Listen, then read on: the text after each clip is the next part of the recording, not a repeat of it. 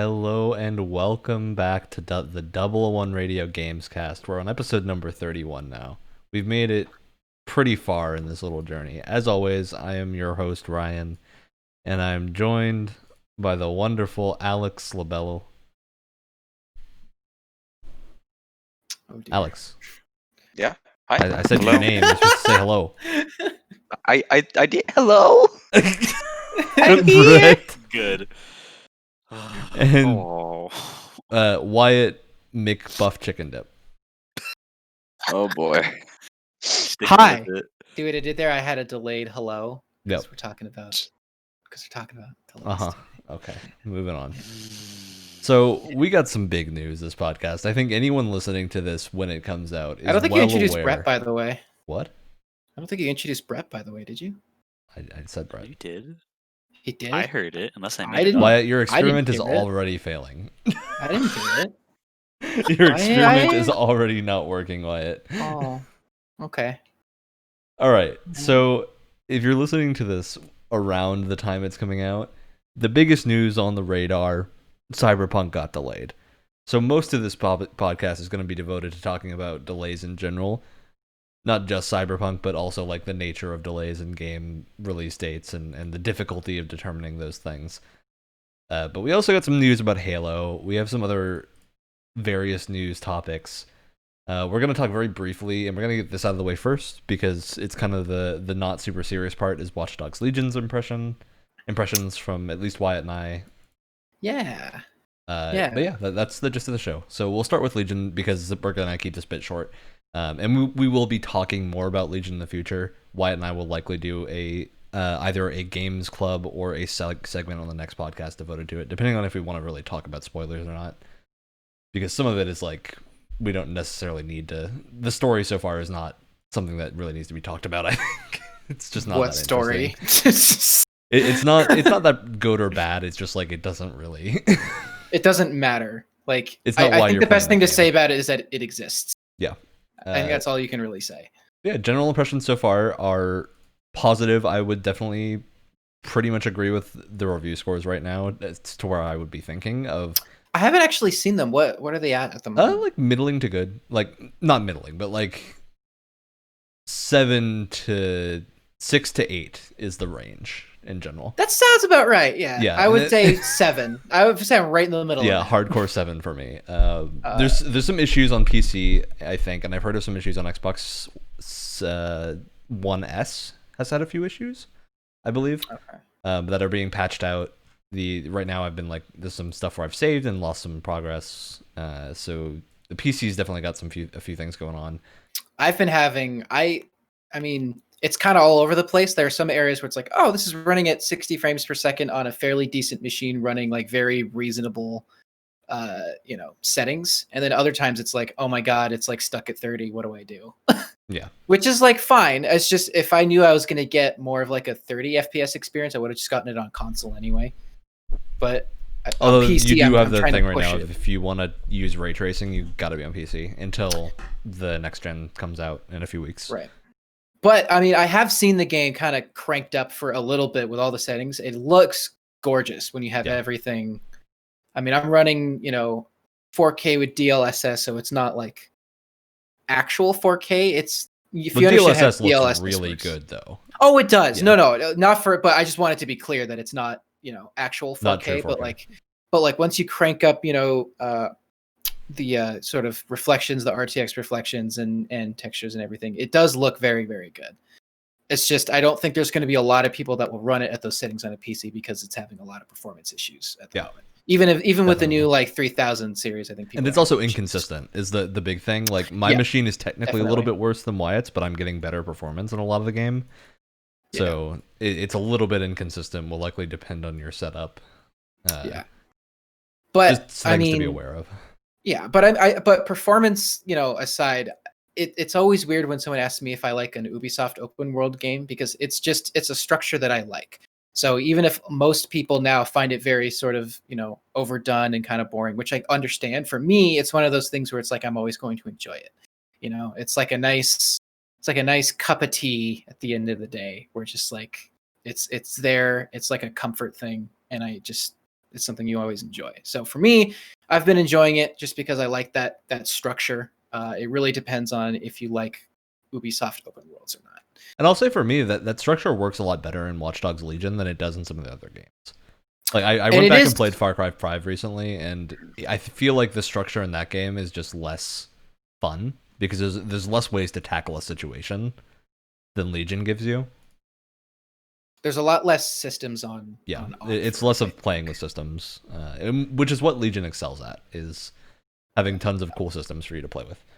Yeah, it's the kind of game where if a lot of people kind of say it's boring, like I'm not gonna, that's your opinion. I'm not gonna really fight you on that because you like what you like. But I feel like for a lot of people, they're gonna play it and just play it as like a straight up third person shooter open world game. They're gonna be bored because they're not engaging in all of the different systems that are happening at once. Because there's a lot. Like the fun of the game is just there's so many different things going on, so many different systems going on, and when you engage with all of them, it becomes a lot more entertaining. But you kind of have to force it. You can't. The game isn't going to do it for you.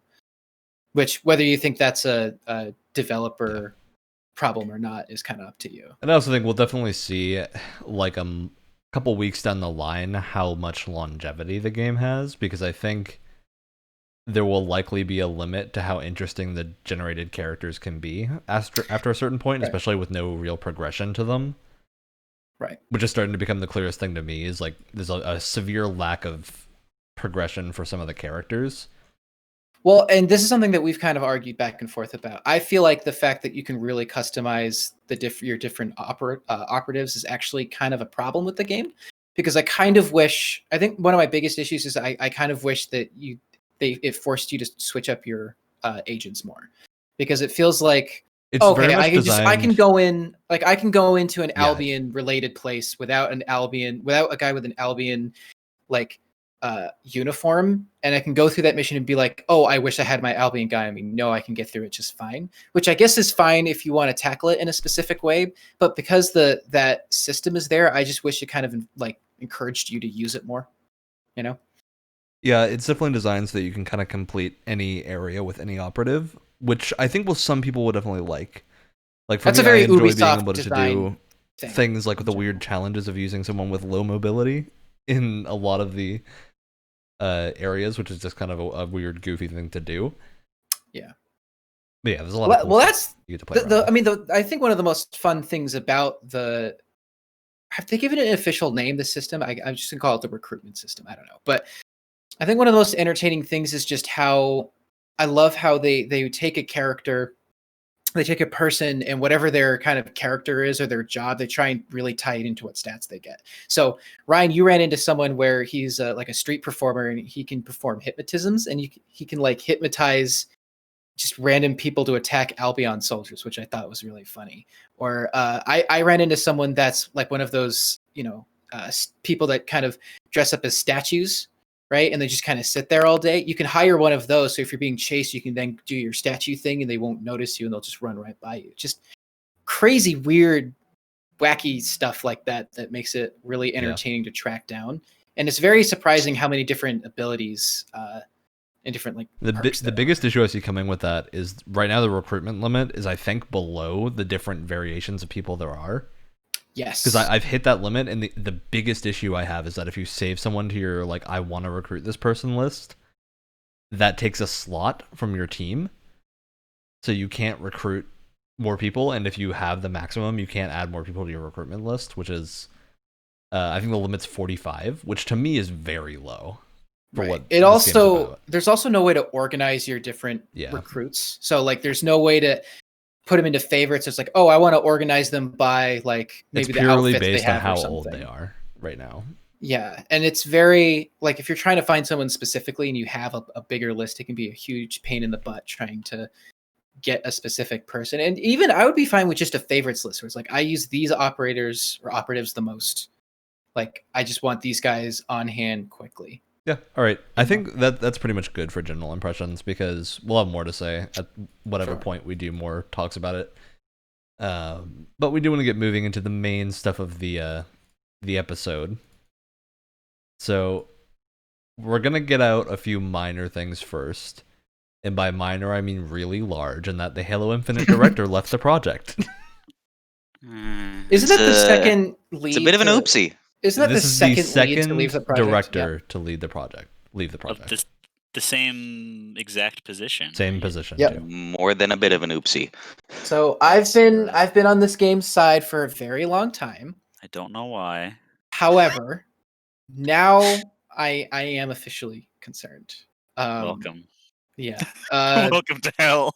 I still I haven't lost complete faith. I guess it's a bit of a stretch. I haven't lost complete faith in them because I mean games go through all kinds of development hell and still come out the other side a good product. I mean Doom 2016 had a lot of issues. Like they basically restarted the project, several times and stuff like that. So it's not, it's not unheard of for a good game to come out of a crap development cycle, but it's not usually a good sign. And yeah, especially for something as big as Halo. Like this is concerning, especially with the information we got about they're doing Destiny style shaders instead of I was gonna say regular $5 Halo for purple color customization, and there was a $5 purple skin. like Yes. these are just things that have been free and in the game since Halo 1, where multiplayer was like an afterthought. Yep. Like, And the weird thing to me, I think a lot of people are saying like it's Microsoft pressure for some of these things. To me, that doesn't add up. I don't think so. Because Microsoft is being so pro-consumer on a lot of things right now, like especially with support for the Master Chief Collection, Game Pass in general. There's just this attitude of like trying to make the best deal for both consumers and the company. Mm-hmm. And this is very going against that to the point where there's some validity to that statement because there were microtransactions in something like Gears 5. There were quite a few. Nothing that was like Gears 5 Gears is not a series that has had those things for free before. That's the biggest thing to me, is that color customization isn't a new thing. It's a thing that existed always in Halo and has just been literally changed. A facet of the series. The reason that Red versus Blue exists. It's the entire Red versus Blue exists because of that, and now this is happening. It's very worryingly similar to Anthem's development, especially because they brought back. You don't think the color was a misguided attempt to cash in on Red versus Blue, do you? Oh, absolutely not. I think Red versus Blue right now is not nearly as influential as it was. Oh God, no! I haven't watched an episode in years. Are they still making them? Yeah. But wow. They're that's a little the crazy bit part. more Ruby-ish. Is I think the best way I can put it, where they tend to not good. necessarily. I don't mean it in the bad way. I mean it more that it's less about the Halo-ness and comedy, and more about like trying to tell a story that maybe doesn't need to be told. It's like in season 85 now. Well, because Red vs. Blue has this really great ending at season 13 that I'm not going to spoil, but that would have been a great point to just end the series, and they didn't. They kept going, and it right now it just kind of feels like it doesn't have a goal. Like there's nothing it's doing. Yeah. Right. But yeah, that's our little Red vs. Blue tangent. What were you saying before, Wyatt? It feels very much like worryingly similar to Anthem's development. You have a lot of like behind the scenes issues, a lot of people leaving, and then they brought back the original kind of creative lead for Mass Effect. Be like, hey, look, guys, it's fine. He's back, right? He's our creative lead now. Everything's fine. And they're doing the same thing with Halo Infinite. They brought back what's his name? An old Bungie dev that worked on Halo. Joseph Staten. Joseph Staten. Yeah, I couldn't remember if it was Joe Staten or Jason Jones. Well, it was one of the two. But no, he's back into kind of that like not full on, creative director role, but he's like charge of cinematics, I think, like something like that. I think he is full on creative director. Yeah, he's creative. Well, probably is now. On the old series, he was lead cinematic person, but he also ended up doing a bunch of like narrative. That's and what he was for Infinite as well. Which, like, I want to say is a good thing, right? But it seems like almost a PR move more than what can he actually do given the amount of time left. Yeah. Well, I mean, the amount of time maybe left, that's what a delay was for. Was to give him more time to really kind of change things and maybe improve things. We don't know. We still don't have a release date as well. I think this is important to keep in mind. The delay was stated to be 2020 to 2021, so they Funniest moved joke from ever told. launch until 2021.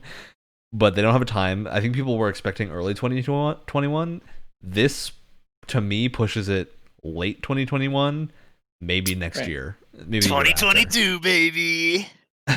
to me, this is very concerning because if they're hiring a new person to replace this person, and especially because Chris Lee was a long-standing member of 343 as well. Yep, yeah, he was. And Bungie that's also. like the biggest concerning thing to me is that he was someone who was with them for a lot.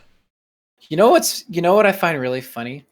Let's say this game's development just is way longer than any of expected for the next 10 years or so. It'll be another game that has a kind of like Duke Nukem Forever that had a very ironic title considering its development. Please I just thought of that. Just don't have those types of names in your. Well, I guess BioShock Infinite came out. But even that was a fairly lengthy development. That was like 4 or 5 years, which for a development cycle is kind of up there. Wait, So. I just realized, Ryan, did we stop doing awards? Oh no, this award is going to be midway through the show because it's thematic. Okay. It's I'm how we're sorry going for to introduce ruining one that. of our topics. Don't worry, Okay. don't worry. I got really worried for a second. I was like, I forget. It's the reason I everyone keep to watches it. the I keep to show. There's no more awards to give, Brett. It's over. I think I'm playing with the idea of the awards being like they just pop up when they're relevant during the show at weird moments. I like that. Because I think that's fun, right? It puts people on edge until it happens. It's a surprise mechanic. And again, It's a loot box. It's a loot box for our listeners of when it's going to happen. If you want to know how to do loot boxes correctly, this is how you do it. You don't have your listeners or players pay anything. It just shows up. And it makes them scared. And yeah, I think with mechanics. Oh no. One interesting thing to say with Chris Lee is he still works at Microsoft. He didn't leave Microsoft. He just left Halo Infinite. Yeah, and we don't even know if he's left 343. Just Halo Infinite in general. He's not working on it. And the company released a statement saying that the overall creative vision and production remains led by Chris Lee, and that that was in August 2019 when Tim Longo was not there. The prior creative director. And they also lost their executive producer in 2019. Oh yes. Oh Mary no. Who was that? Mary Olsen. I don't know any details about her, but if you lose a producer, it's not good. They lost both Tim Longo and Mary Olsen at the same time in 2019 in August, and that's when Chris Lee stepped up.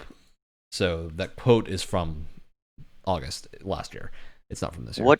What caused them to leave? If that doesn't bring us off topic. Okay. That's the answer for all of this. We don't know. We probably won't know until the game comes out. Right. And boy, will we find out when the game comes out. I have a feeling. Stay all tuned. this information does make me worried, but again, delays and behind the scenes issues does not always mean it's going to be a bad game. I mean, again, I'm going to reference Doom 2016, probably one of the best games that came out that year. Definitely one of the best rated games that came out that year. And that had a horrible development. So I mean, if we were on top of the development cycle for Doom 2016 as we were with, I don't think it's quite as bad as Infinite, but people would still be really concerned about it. I also think Doom is a smaller scale game in that it's about very tightly designed levels, which is what Halo often has been. But Infinite is this very strange conglomeration of supposedly it's going to have some level structure, but it's also open world, but it's a live service. So it's also taking a lot of inspiration from Combat Evolved. Yeah, we've heard it's taking inspiration from Combat Evolved and Destiny, and I'm like, it's taking on a lot of challenges. Look, there's things you can take from Destiny that can be good. Well, yeah, I'm just saying it's such it's so many things. Colors and the trouble development. Those are the three big things from Destiny that they took. It hurts because it's true. Exactly. Yeah, no. And I think it's important to say we all want Halo Infinite to be good. Oh, I mean, why do you think I've been on board with it for as long as I have been? there's a small part of me that has faith in 343, as I've talked about before. They've proven they can do a good campaign, and they've proven they can do a good multiplayer. Not in the same game, but they've proven that they can do it. You know, and I don't know what it is behind the scenes that keeps them from having a well-rounded product, but you can tell from their past work that they have the capacity to do that. There's a lot of great people working there. Well, I think don't know. part of this is revealing in that they're losing directors of different aspects of the game. I think that's a heavy like indication of why there's so many issues with the direction sometimes, is they're just not sticking to something, or they can't execute on it. I could agree with that. And I've also heard there's been a lot of rumors recently, and I don't want to say rumors because we do know a lot of 343's like work practices aren't great. They have a really high turnaround rate for new hires specifically. Yeah, I hear they rely, which is like a the games lot industry on... has a high turnaround rate in general, but that's not necessarily a bad thing. It's because developers often like to like shift around and work on different projects. Yeah. I hear there's been a lot of but with 343 like it's very different. Relying on outside hire, which has its a lot of outsourcing, like stuff that tends which to has not its turn problems, out well. which has a lot of issues in terms of like, you know, your internal pipeline and stuff like that when you're working with a lot of outside because outsourcing can work well for things like trailers and stuff that doesn't need a lot of input from the creative team or have a ton of impact. Oh, and you know, to be perfectly clear, I mean, the Capstone project I'm working on right now, we're hiring outside people. We have someone that's doing audio design for us. We also have a voice actor that's not part of our team. Like, there's nothing wrong with it. It's just how it's used and how often you rely on it. It's also a lot easier to control on small scale. Like a lot of indie developers do it constantly because it's way not to say easier. that it's like, you know, an exact, you know, comparison, but I'm making the point that outsourcing inherently is not a bad thing. It's how it's used. It's very common in the games industry, and it's not a problem. It's just you need to be aware, I think, and especially when the studio has the capability to have dedicated teams and is working on a franchise that's as big as Halo and as important as Halo. Really. Yeah, that's a good way to put it. And I'm still super curious as to how much of Microsoft's backline is going to be hit by these development issues. Yeah. Especially because of how heavily they've been advertising Halo, and like Halo Master Chief is still going to be on the boxes for Xbox Series X and S, which is weird because we don't have a release date for it now. Yeah. It kind of reminds me. Of when, you know, the original Watch Dogs, speaking of which, was supposed to be a launch title for PS4, Xbox One, and you just saw the marketing for that everywhere, and it never actually was a launch title because it had to get delayed. It reminds me a lot of that. Yeah, it's just marketing super interesting. We'll talk about marketing a lot more, I think, when we start talking about Cyberpunk. But with Halo, it's still a huge deal because Halo is such an iconic franchise and established series that for it to not be a launch title when for years Microsoft was pushing this whole Infinite's going to be this incredible launch title for the Series X. And now it's not. Any other words on Halo that we think need to be said before we have more information in the future? I have like certain like mental tiers of like of games and devs, and like the lowest of the low is like the Anthems, the Mass Effect Andromedas, especially when like the development in it first coming out, and like the No Man's Skies when it was being developed and first came out, and like I had maybe like 1% of hope left that, you know what, I'm going to be able to play it for quote unquote free because I have Game Pass. And I think the multiplayer is just supposed to be free in general, unless I'm remembering free to that play. wrong. Yep. Free to play multiplayer. And now 343 is at they're at the Anthem void right now in my brain. I'm like I'm not even mad. I'm just gonna read the articles and I'm just gonna laugh at them because I'm just gonna do the same thing that I did with Anthems. I'm gonna wait for the giant 19-page Kotaku expose by the same guy. I bet it's gonna be by the same exact guy, and it's gonna be so in depth and so nice. And I'm gonna spend a wonderful, I mean, like summer of 2022 afternoon, rolling on the floor laughing at that expose article of all the terrible things that happened to this game's development, and I cannot wait.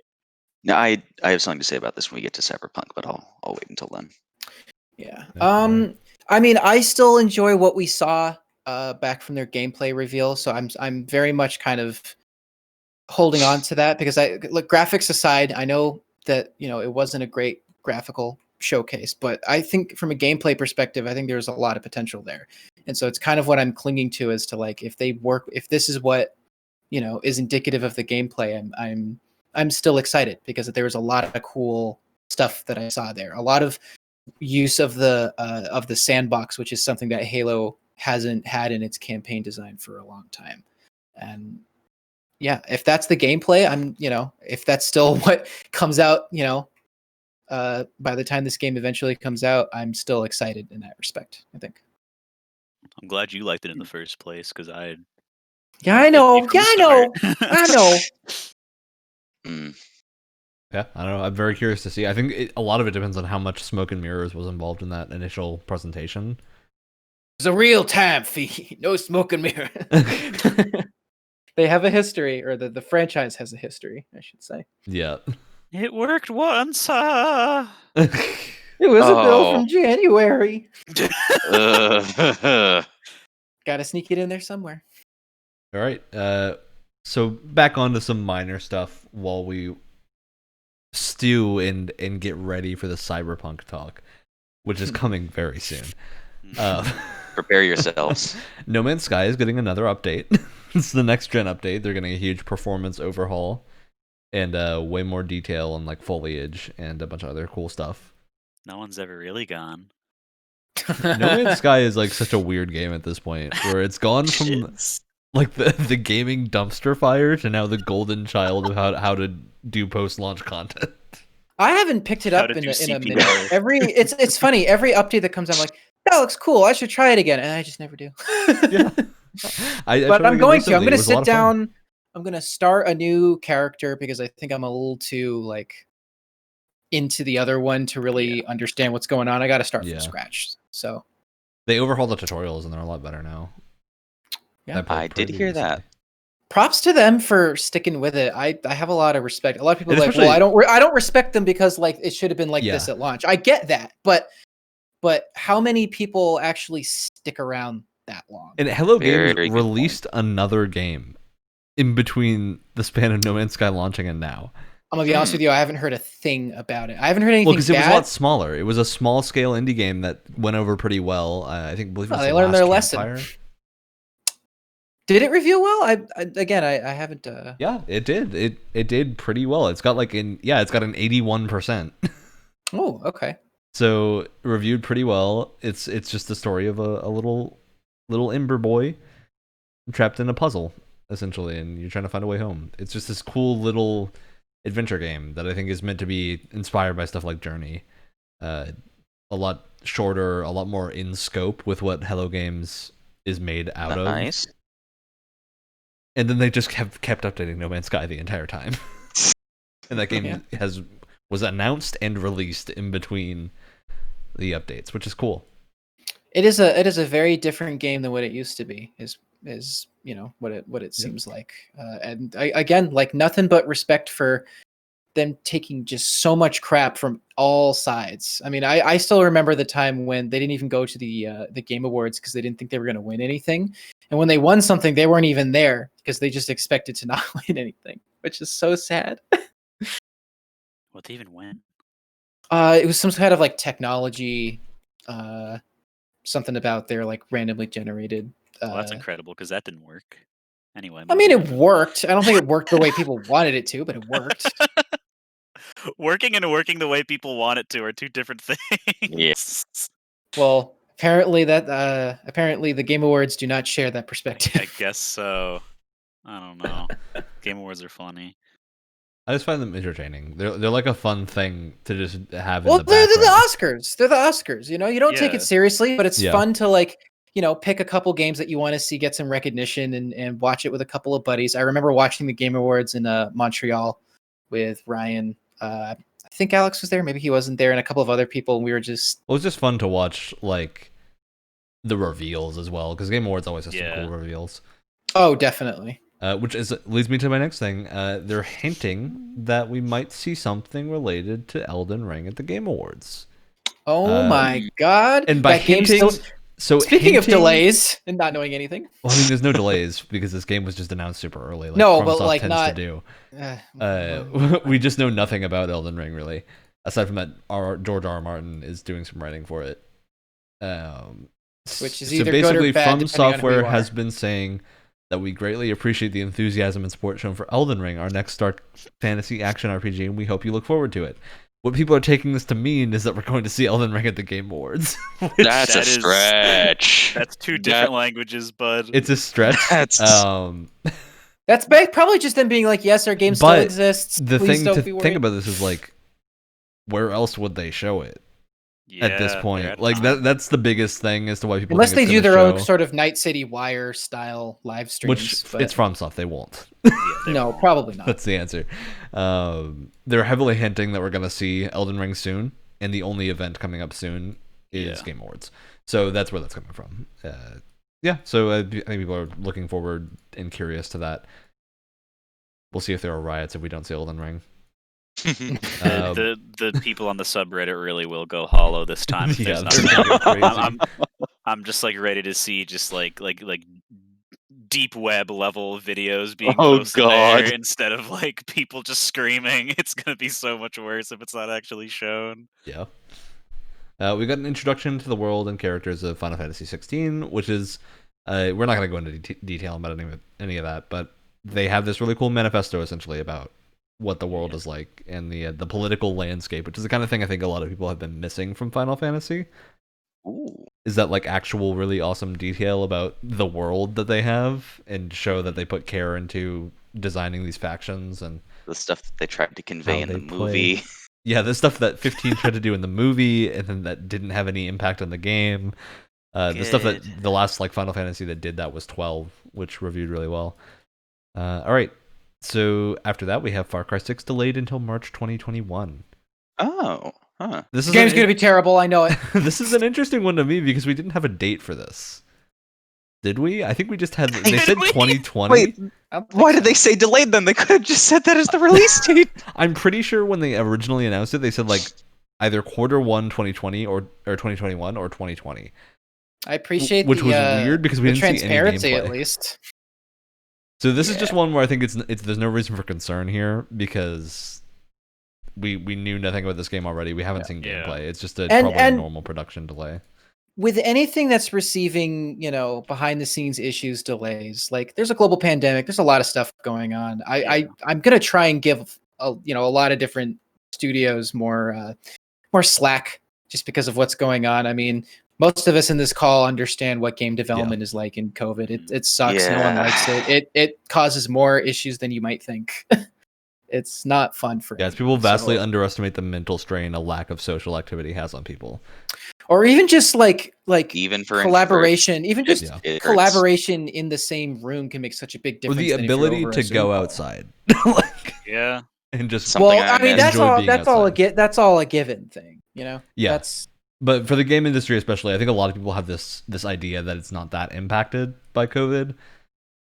it is though. It's impacted. It really is. I think it's impacted less That's not than true. some other industries, but it's still We're impacted definitely pretty better heavily. off than other. Yeah, like man, the event planning industry. I feel Hmm. so Oh, bad yeah. for anyone that worked in that. And Oh I yeah, say anyone worked anyone intentionally anyone because- whose job has to do with like planning festivals and like tours for various bands and stuff like that. It must be they've had to like chaos. hard adjust into like live streaming pretty heavily now.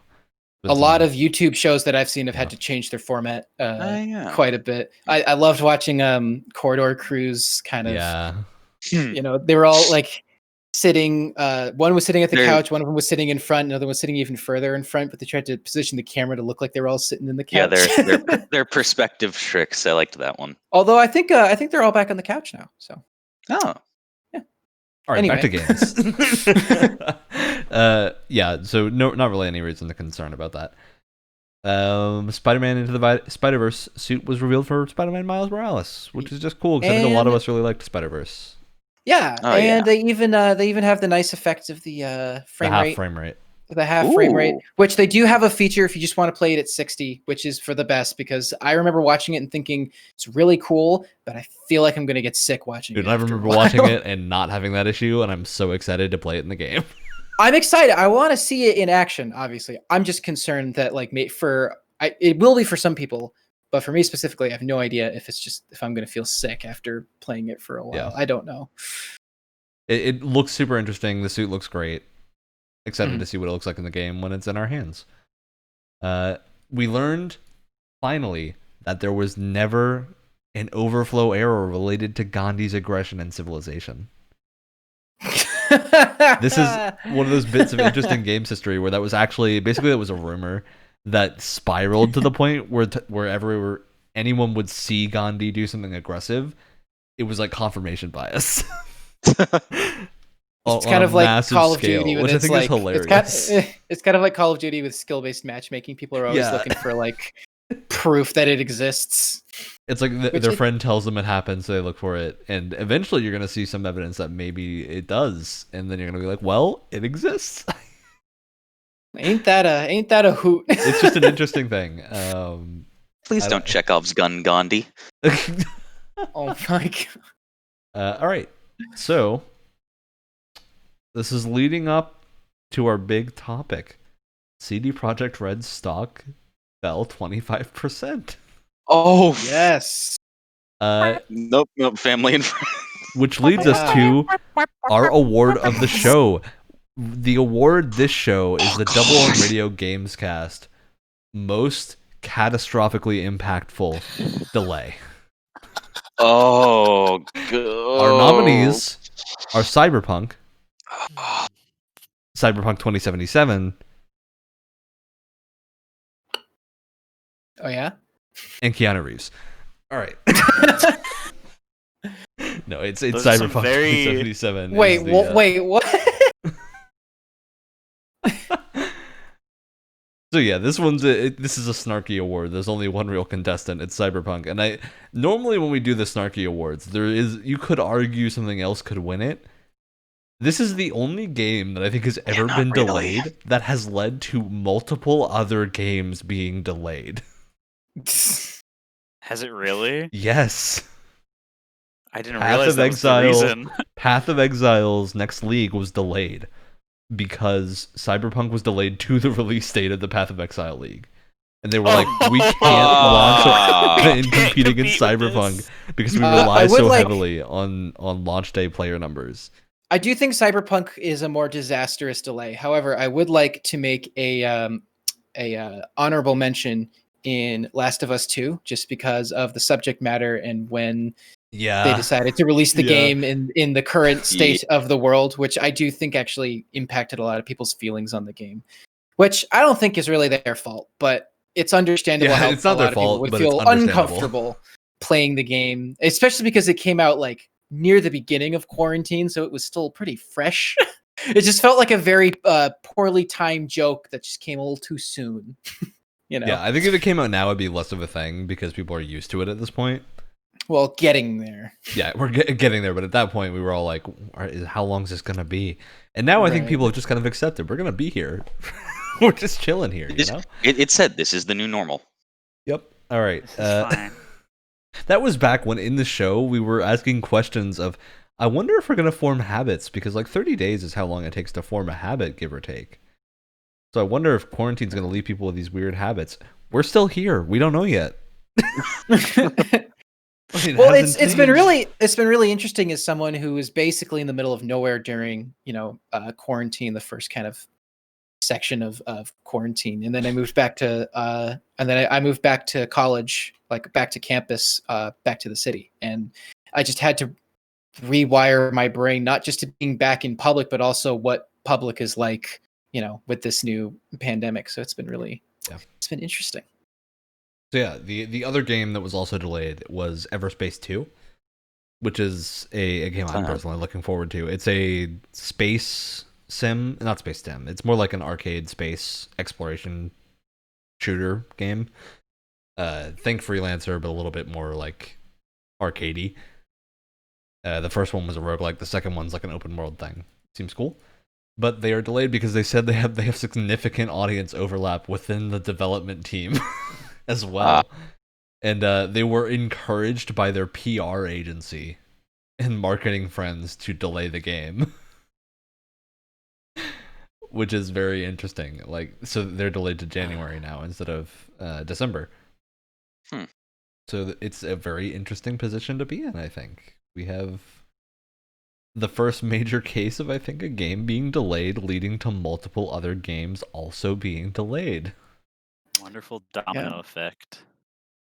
And yeah, so this is also where the marketing thing comes in on this. So Cyberpunk was delayed for 3 weeks. It's now coming out December 10th, I believe, or 11th, 10th probably. Yes, that sounds about right. So December 10th, and that essentially is a 3-week delay. It's not a major. It's not bad. It's not the 90. Yeah. It's what not has been the officially delay. said on the matter is that the sort of performance and getting it to run on current gen hardware has been difficult. Is the official? And it's also that they're testing 9 believable. versions of Cyberpunk, and they're saying that the testing is just not going as smoothly as they wanted, and making sure every version of it is working. I've also heard some. I don't know if this has been. I don't know if this has been confirmed or not, but I've also heard a lot of rumblings that it's also to keep pressure off of developers so they're not crunching quite as horribly. I don't know if that's true. I've heard that rumor, but that rumor I've not heard from anyone related to the games industry. That's what I'm saying. I would love to believe that that's the case. Knowing CD Projekt, I wouldn't put it past them to want to do something like that, but they haven't said anything, so I can't. And they also have confirmed that this is also an interesting situation. This is the first game to be delayed after going gold. Yeah. Yeah. Well, but there is a common misconception in that. Go ahead. Yeah, this is leading into what you're most likely saying. It's going gold isn't the same thing as what it used to be when video games were first starting. It's more complicated than that. Yeah.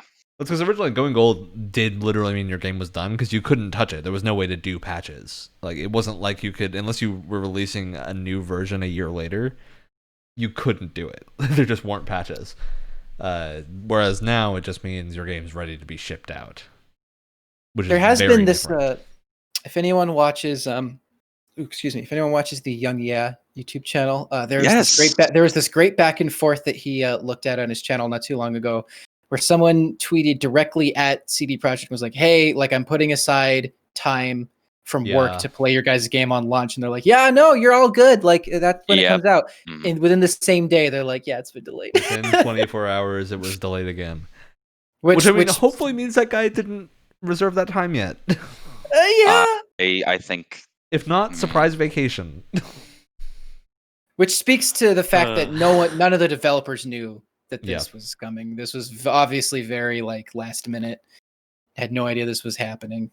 But the second half of that statement after the testing different versions is that they didn't expect as many things to be happening in the day 0 patch, and they undercalculated how long that time period needed to be. So they are working on patches for the game right now, and I'm betting Cyberpunk's going to have one chunk in day 0 patch. Like, this is going to be a large patch. What was it? There was a game I had in mind that had a really big day one. I remember Fallout 76 had a big chunky day one patch. I don't remember the exact numbers off the top of my head, but it was a chungus of a download. Yeah, it was a lot. It's a lot of stuff these days. But yeah, Cyberpunk, the delay is clearly caused a lot of ripples in the game industry, especially because it's such a short delay. It's like people are rapidly adjusting to the idea that this game's just coming 3 weeks later. Which is it's a weird time period for delay. I don't think we've ever had a delay that's this short as well. Well, in regards to Cyberpunk or in regards to games in general? In anything. It's like a 3-week delay is relatively unheard of, unless it's like a major legal issue or something that's causing an issue. Also, how often does a situation like, one that they're in come through where they're developing for 9 different versions of very Yeah. early. Console. This is not something that's common. It's just because we're at the turn of a generation. It's also simultaneously. I mean, there's been 9 versions of a game on different platforms, but simultaneously is a completely different. Skyrim. I mean, well, yeah, but like even even the transition from 360 PS3 to Xbox One PS4, they were still only developing for one PS4, one Xbox One, all that. Whereas this is like they've got not only different generations, but they have different tiered systems Yeah. on different generations, which is just absurd. Yeah. It's not an enviable task in any way whatsoever. I'm very curious to see what the reception for this game will be when it comes out, because I think we don't have a lot pointing to Cyberpunk being bad like we have with other Well, that's recent delays. Yeah, that's one of the things that I wanted to touch on, because I think this was also something that they were talking about in social media. It was, they so when The Witcher 3 finally came out, that underwent a ton of delays as well. But Yes, it did. how many people actually remember them? Yeah. Yeah, you remember the quality of the game, not how long it took to come out. Because Well, it's a I mean, it's a. Sorry, go ahead. we haven't had not I wouldn't say a sizable enough chunk of the public have had their hands on a playable demo, besides influencers and media and things like that, to actually have the backlash be horrible when the game finally comes out. I mean, I think it's still going to be a blast to play. And I think part of it At least too I is still have faith in it. But I'm sorry, Alex. no. I keep thinking you're it's that. I'm Please. sorry. You compare it to something like the Halo delay, right? Let's even put aside for a second the behind the scenes stuff. Let's just talk about the fact that these two things have been delayed several times. It's made a lot of attention because of that. The difference is that CD Projekt has always been super upfront about super transparent about why they're delaying or why something may or may not have been removed. And I feel like that puts a lot of people's minds at ease, because like Halo, it's getting delays, people are leaving, we have no idea what's going on, whereas CD Projekt is being very upfront about it, and that helps a lot in terms of keeping people calm, making sure everything's fine, we just need more time. It also apparently, unfortunately, hurts in some ways, but I think it's better overall. Oh yeah, I mean, it's I a good really practice to get used to. I really respect the fact they're like, yeah, we had this whole wall climbing thing that we showed off in a demo. We can't add it in because just it didn't work out. We just couldn't work. Well, because it was ballooning the design. It was making it so that any space they made, they had to also design. But I mean, think of how many think of how many times we see something in an Ubisoft trailer that never actually materializes. Like how many times would they have to make a statement like that, where it's like, oh, we couldn't have the weapons in the dark zone in Division 1 working the way we wanted it to, so we have to change it. No, they just they don't mention it at all. I think the reason they have to mention that kind of stuff with Cyberpunk is a lot of people were, I think, specifically looking forward to that, but at the same time, like, well, people were looking forward to the dark zone in Division 1 as well. Well, yeah, but I think wall running is an inherent mechanical thing that some people will just like, right? Like that. I mean, that's I'm one a of those, seller. yeah. That's a seller of games to some people, and I think that's really when it comes to like. I think when they talked about that feature being cut, it's really when it cements that this is going to be an RPG first, and a first-person shooter second, right? Well, and it's Go ahead, Alex. Sorry. Shut up, Alex. I know. I'm so sorry. I keep on interrupting you guys this time. That's the point. I don't. That's how you keep conversation going in a podcast, is you interrupt each other, or else people will stop talking and then not know what to say. Oh, I'm not used to this. Oh god. But also, once again, I'm just echoing their Twitter account at this point instead of saying things. But they're not. It's impossible to make a game for everyone. Yeah. Yes.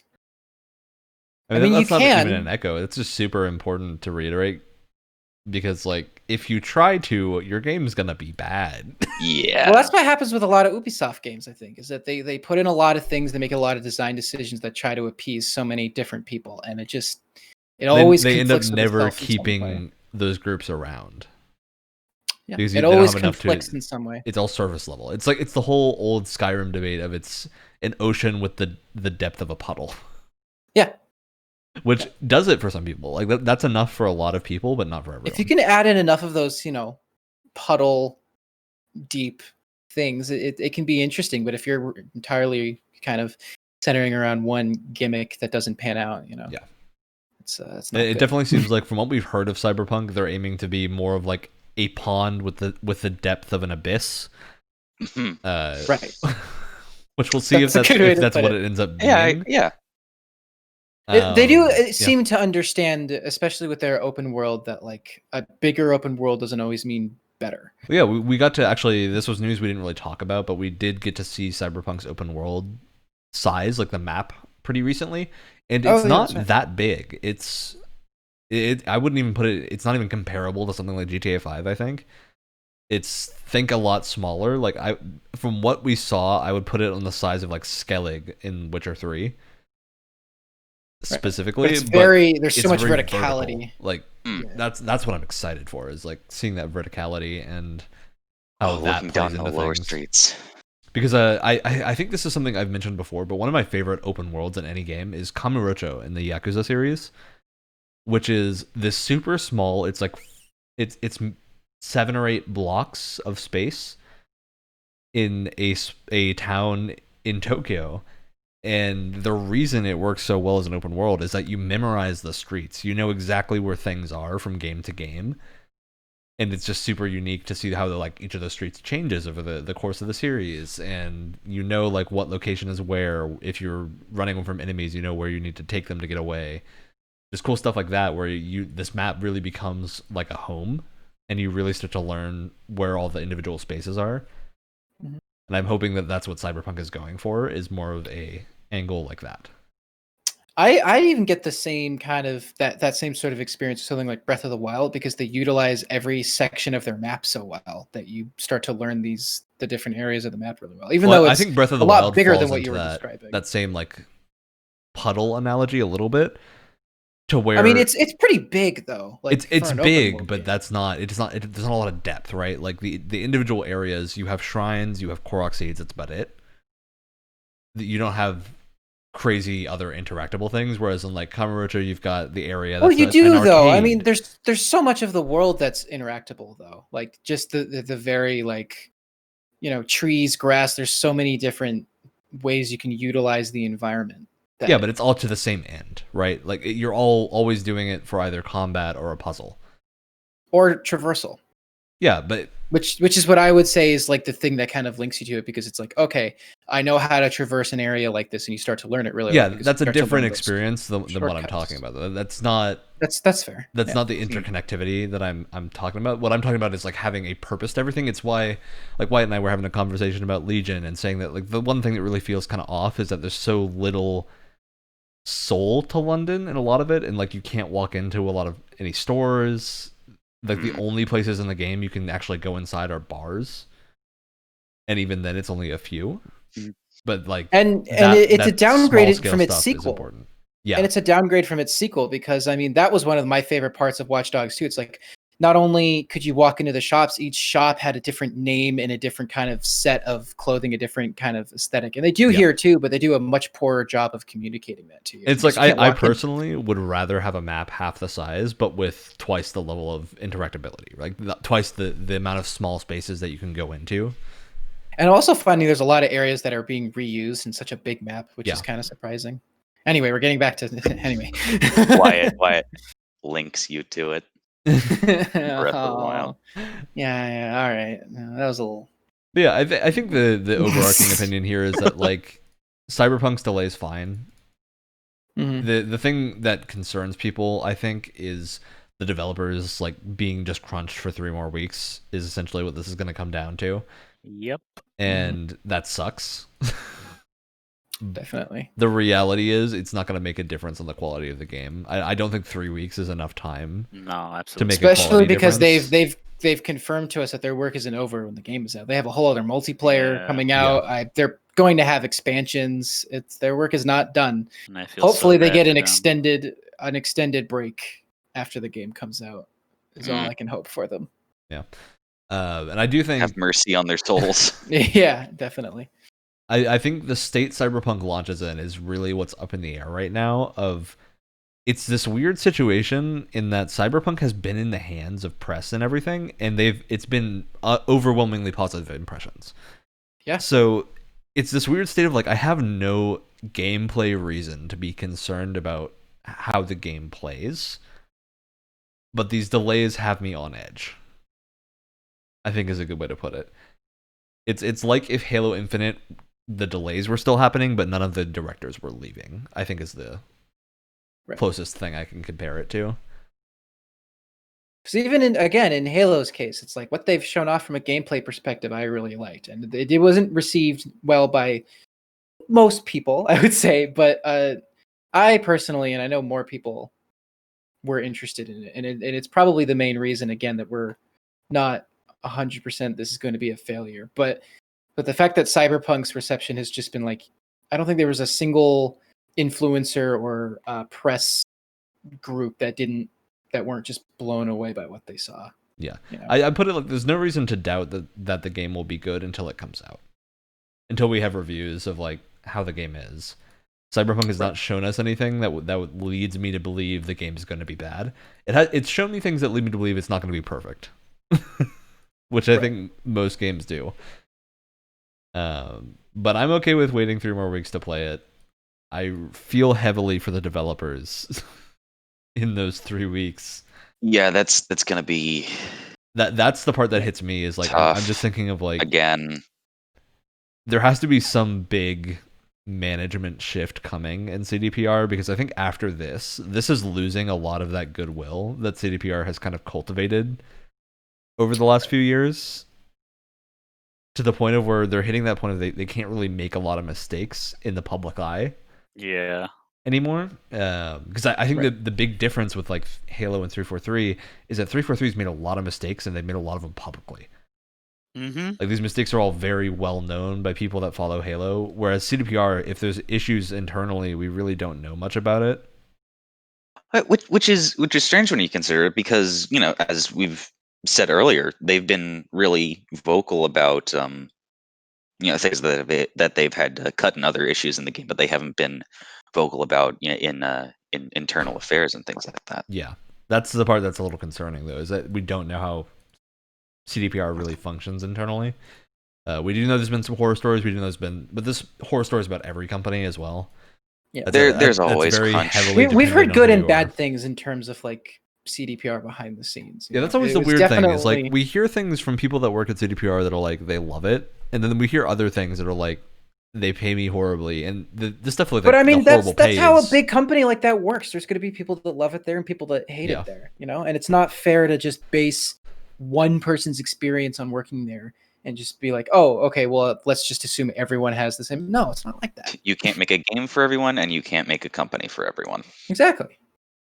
That's just the way it is. And important to mention here, we're definitely not condoning any of the game industry business practices of like crunch and all that. No. It's more, I mean, of a situation of like avoiding cancel culture, almost, I would say. Yeah. Well, it's about like where to direct your frustration or your whatever emotion you're enthusiasm about sending death threats to people. Yeah, you gotta death threats. Well, I mean, that's just baseline. Just don't do that. But like human decency. If you're gonna be not death threats, but like, hey, what the heck, guys? I took time off work and now that time's wasted. Make sure you know who you're directing that towards. It's very similar to the whole Control situation with how their next gen upgrade works. Don't put it Remedy's way. Pretty sure that wasn't a Remedy decision. Yeah, that was certainly like a 505 decision. Yeah. Don't send them hatred. Just be like me and silently leave the hype train. Well, that you haven't been on. Don't send them hatred, but making a being vocal about it on social media, whatever, can is good, I think, because that's probably one of our most, other than just paying for whatever their product is, it's probably one of the most direct ways of voice your disappointment. Don't voice anger at employees. Keep it in check. Don't send voice notes to a voice actress just because she played a character you didn't like. All right? That's Oh, why God. I emphasize That's- hatred. Don't send hatred. That's happened Just so be much. disgruntled at most. Brett It's didn't also like like- Abby either, but he didn't send anyone nothing. I think the biggest takeaway from people that work in creative industries and any industries that rely on collaboration is there is a way to give feedback and a way to not give feedback.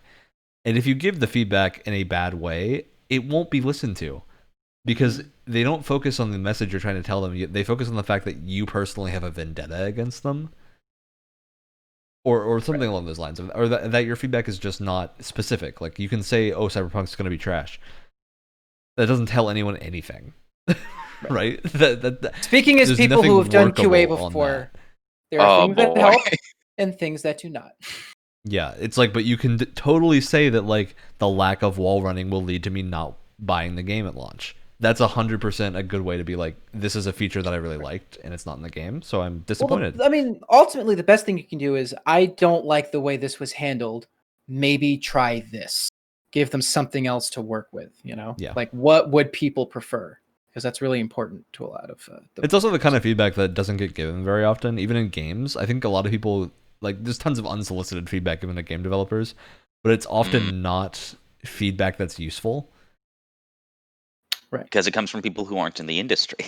Yeah, they Well, just not don't even know what that. they're It's talking just about. it comes from people that are giving feedback to elicit things they want, but those things they want might not actually be what they want. Like if you're saying you want leveling in your Ubisoft games, what you actually probably want is progression. Not and that can be Assassin's done Creed in different Odyssey. ways. Yeah, and not the way that Odyssey did it.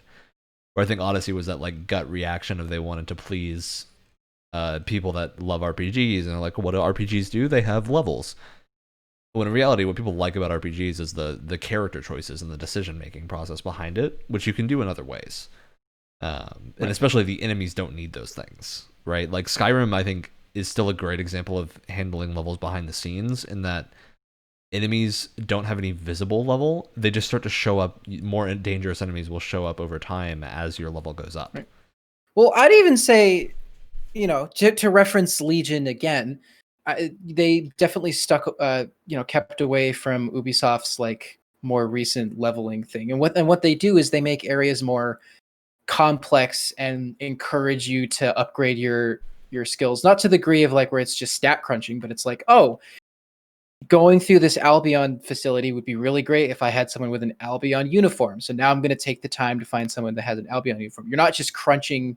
You're not just grinding for the sake of leveling up. You're working towards a more tangible goal. Yeah, and I think that's we've gotten very off topic of the delay stuff, but it leads into a lot of different things. That's what we were talking about. Well, because it leads connected though. Cyberpunk especially leads into a lot of different things.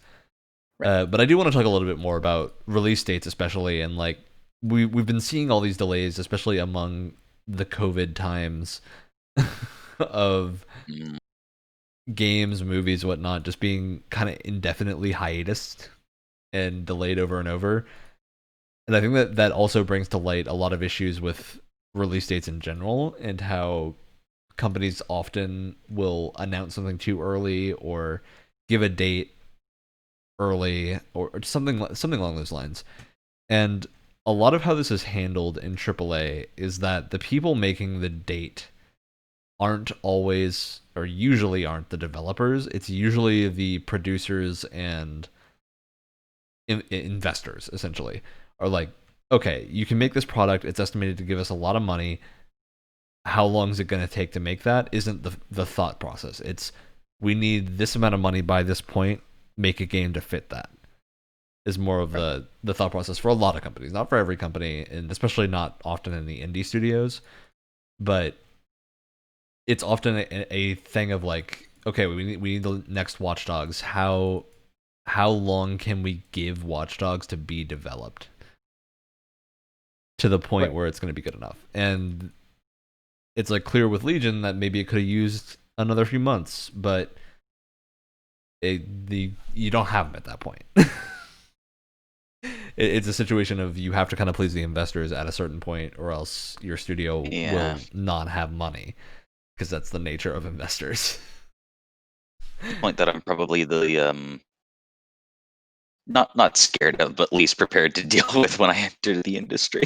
Yeah, it's stuff like you have to deal with things that you don't want to a lot of the time, and especially game developers, I think, get used to that. To I didn't where want to enter politics. I just want to make characters. they have passion for what they're doing. They want to do as much as they can within that time frame, but you have to at a certain point accept that you have a deadline and you have to get things done by then. So you fit as much in as you can until that point, which, like, Legion would probably be a fantastic game if it had 10 more years to develop. Would anyone be interested in Watch Dogs Legion in 10 years? Nobody knows, and I think the developers would certainly have issues with that. Right. Yeah, no, it's always like such an up in the air thing for AAA development because there's so many more factors that a studio has to account for. Like not to say that every single studio has more straightforward. I mean, everyone has their own issues, everyone has their own type of development, but AAA development, there's so many more hoops that you have to jump through, things that you can't really account for. It must be a nightmare compared to, smaller mid-tier or even lower tier. And by tier, I mean, budget, size, popularity, that sort of thing. It's such a minefield comparatively. Absolutely. It's just like release dates are always just a hard thing because it used to be pretty easy to estimate, like, this game will have a sequel every 2 years. But as people become more expecting of, like, more features in their games, they're more expecting of larger games, of games that have a higher level of polish, it becomes unfeasible to do that. But at the same time, if you extend that time period to 4 years, you're making half as much money, and your developers might be less happy because they're working on the same thing for 4 years. Like, it's not an ideal situation for pretty much anyone. Because oh boy, the unfortunate magic words burnout, which is never good. Yeah, it's rampant as well. Like, burnout is super common and will always be a thing. It's not like you just get rid of, as much as I think some people would like to say you could. Right. Yeah, that's, I think, most of our release date talk. Do we have any other release date delay related talk we want to cover? I mean, I don't know if, like, I like half zoned in, half zoned out. I'm gonna be honest for a little bit of that, but You I don't have think been it's like. roboting for a while. I'm sorry, I'm boring you, Brett. No, I just because I just haven't. You guys have been saying a lot of things really eloquently, and I just haven't had a lot to add. But I don't know if anyone's just like straight up said that like delays alone do not make game bad. It's just that delays over and over again can be a sign of other things that do make a game real bad. It's like you got to make sure that goes along with the feedback thing almost, in that it's identifying the right issue is very hard when you only have one element of it, and delays are an element of issues. Right. But it's is the issue they just need more time, or is the issue the game's a complete mess and isn't really fixable?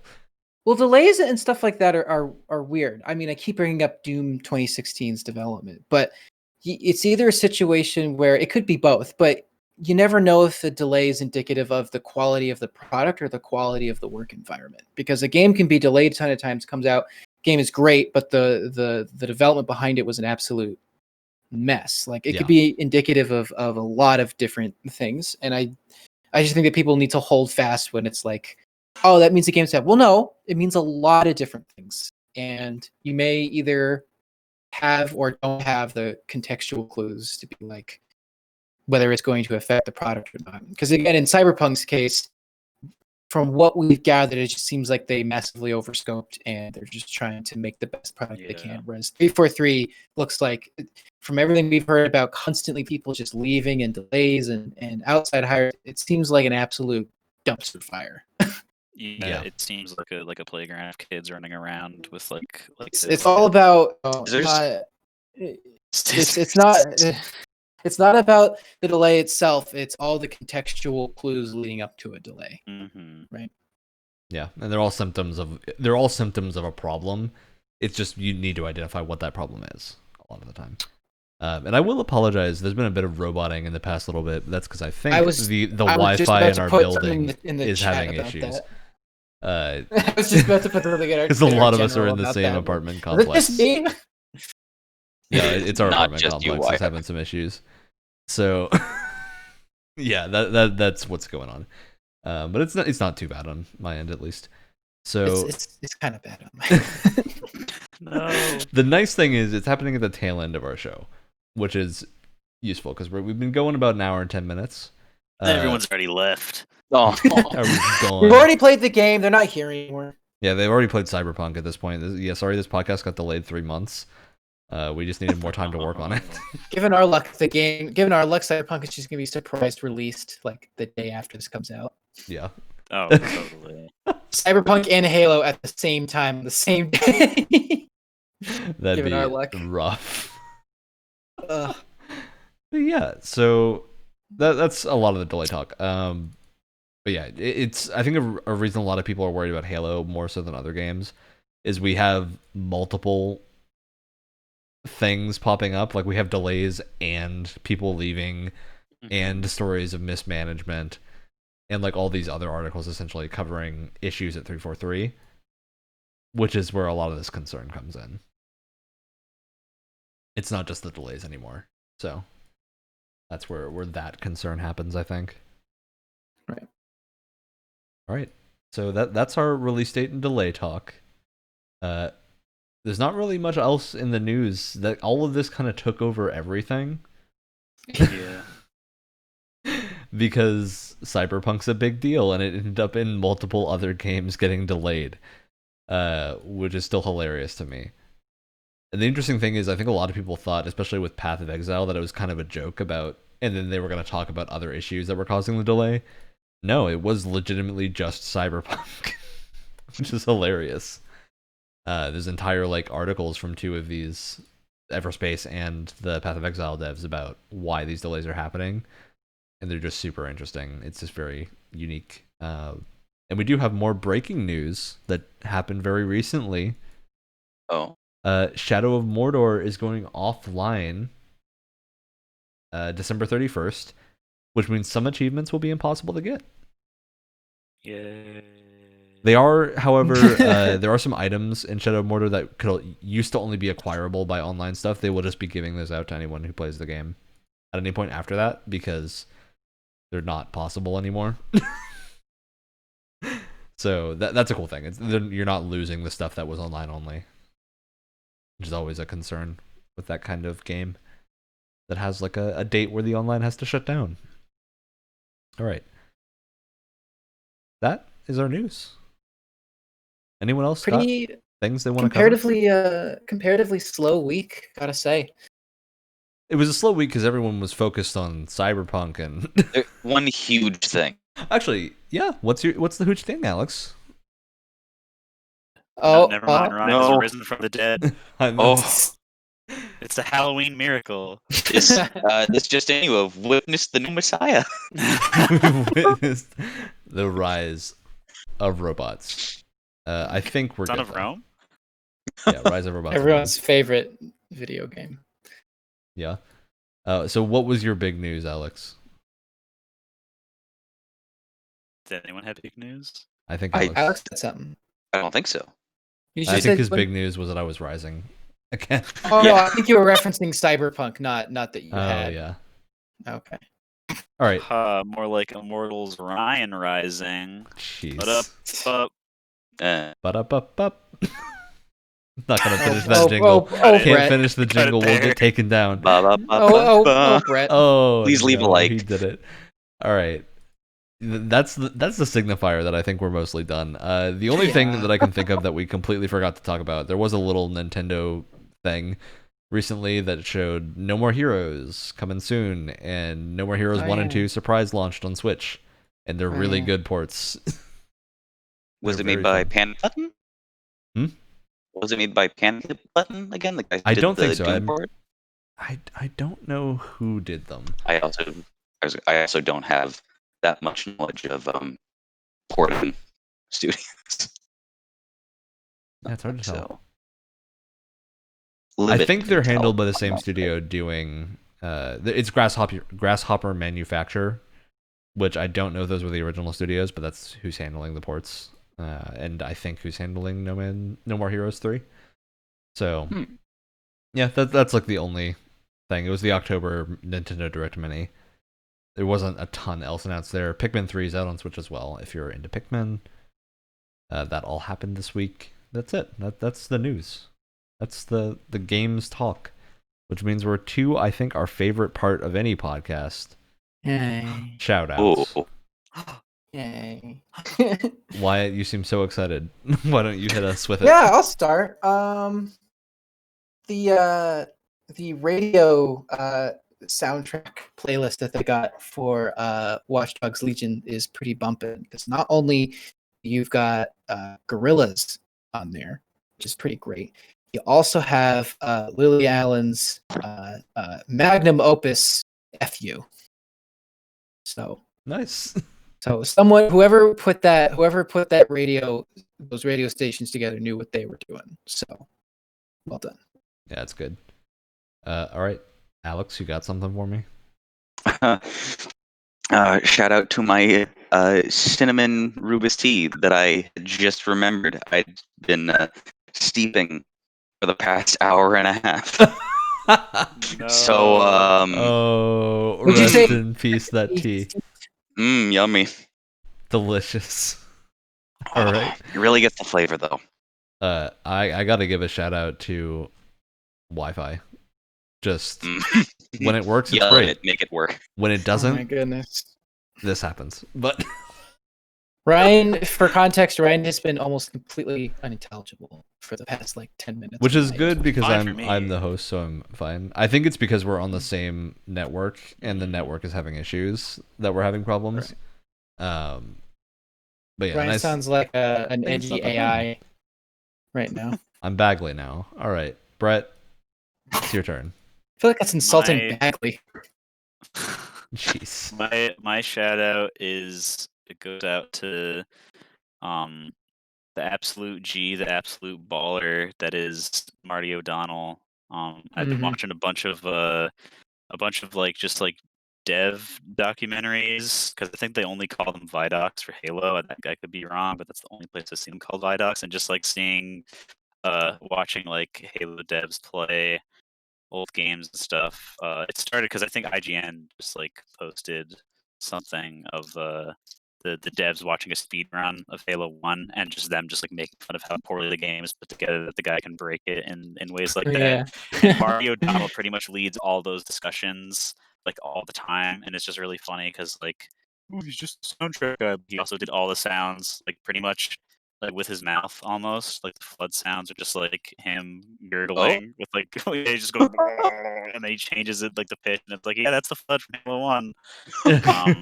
We need more people like him in the industry and more studios like OG Bungie. Not none of this like 500 person garbage that like pumps stuff out on like a one of those funny conveyor belts. I So don't would you know. say you're a Destiny 2 fan? Oh yeah, absolutely. Just double checking. All just right. double On that note, I'm hitting the button. We're good.